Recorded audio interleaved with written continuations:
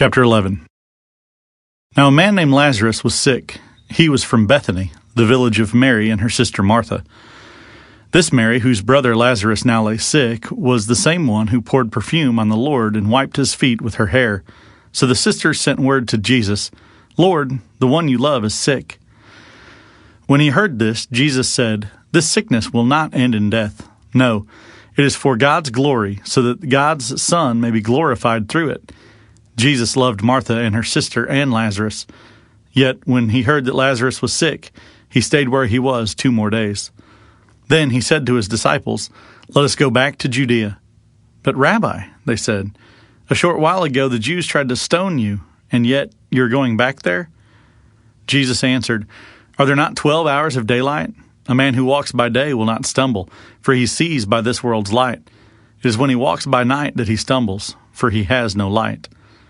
After he had said this, he went on to tell them, "Our friend Lazarus has fallen asleep, but I'm going there to wake him up."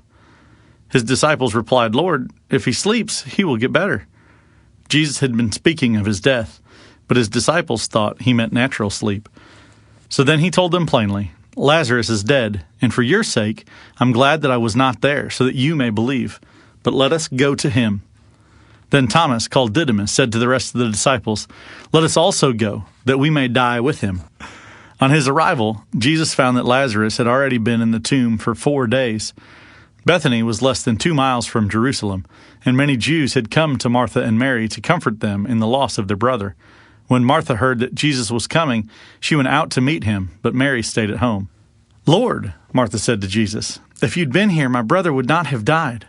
But I know that even now God will give you whatever you ask." Jesus said to her, "Your brother will rise again." Martha answered, "I know he will rise again at the resurrection at the last day." Jesus said to her, "I am the resurrection and the life. He who believes in me will live, even though he dies, and whoever lives and believes in me will never die. Do you believe this?" "Yes, Lord," she told him. "I believe that you are the Christ, the Son of God, who was to come into the world." And after she said this, she went back and called her sister Mary aside. "The teacher is here," she said, "and he's asking for you." When Mary heard this, she got up quickly and went to him. Now Jesus had not yet entered the village, but was still at the place where Martha had met him. When the Jews who had been with Mary in the house comforting her noticed how quickly she got up and went out, they followed her, supposing she was going to the tomb to mourn there. When Mary reached the place that Jesus was and saw him, she fell at his feet and said, "Lord, if you had been here, my brother would not have died."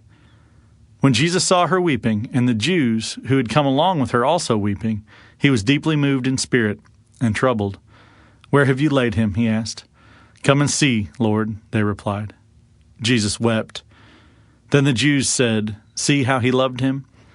But some of them said, "Could not he who opened the eyes of the blind man have kept this man from dying?" Jesus, once more deeply moved, came back to the tomb. It was a cave with a stone laid across the entrance. "Take away the stone," he said.